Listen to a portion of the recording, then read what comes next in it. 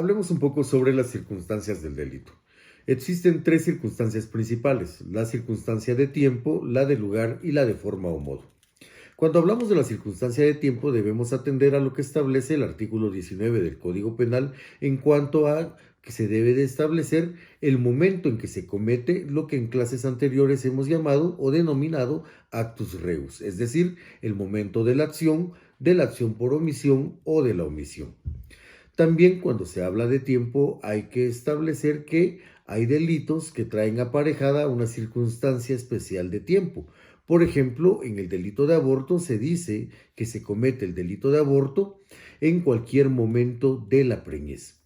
Cuando se habla del delito de violación, también hay una circunstancia específica de tiempo cuando se establece que siempre se comete el delito cuando la persona víctima es menor de 14 años de edad.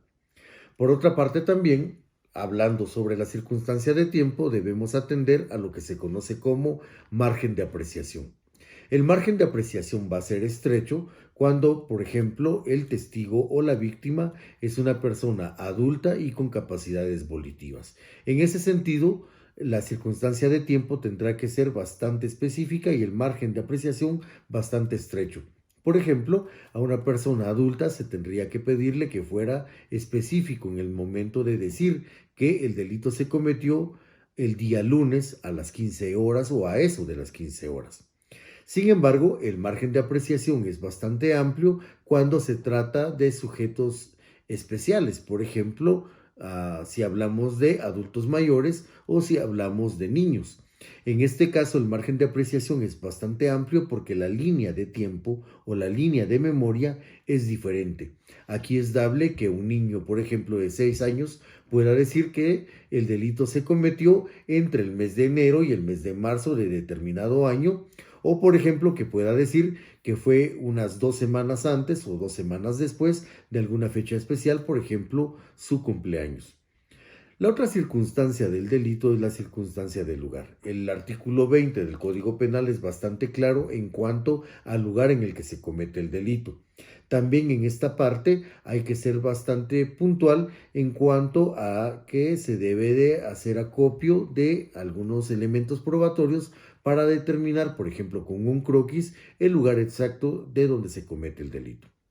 La tercera de las circunstancias es la circunstancia de modo o forma. Hay que ser claro en que no es la forma en que se comete el delito, sino el modo o la forma en que algunos delitos traen específico dentro de sus elementos la manera en cómo se van a realizar.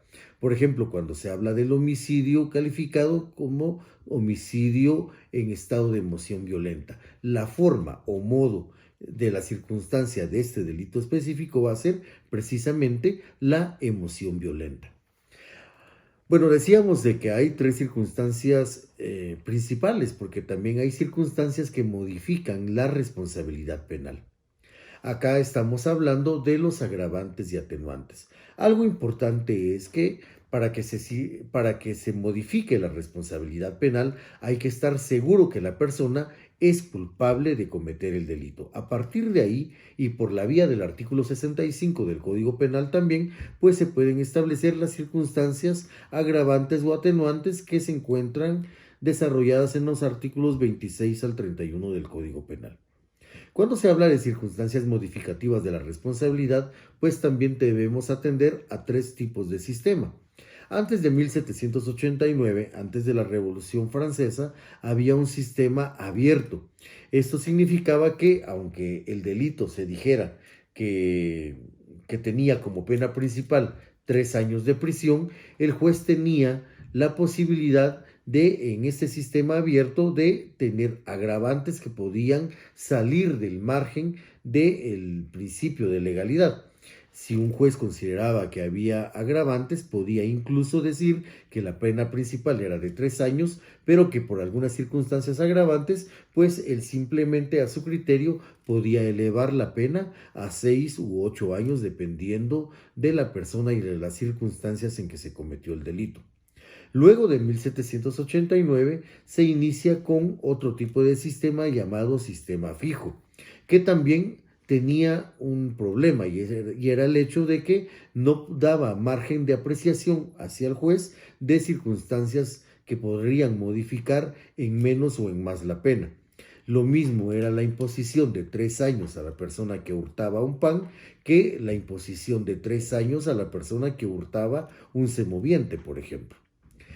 El actual sistema con el que contamos en el Código Penal guatemalteco es un sistema intermedio, es decir, hay una apreciación de un mínimo y un máximo en la pena del que vamos a hablar en otra clase, pero también en este margen de apreciación de mínimo y máximo de las penas se pueden establecer circunstancias que modifican la responsabilidad penal.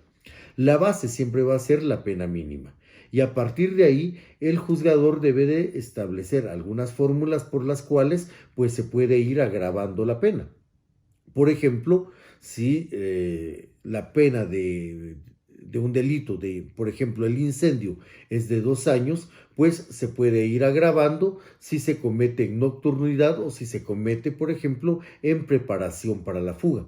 Sin embargo, si existen atenuantes como la confesión espontánea, pues entonces el juez puede ir determinando la circunstancia en que se va a modificar la pena que va a imponer. En la próxima de las clases que continúa vamos a hablar un poco también sobre las penas y su forma de fijación. Muchas gracias.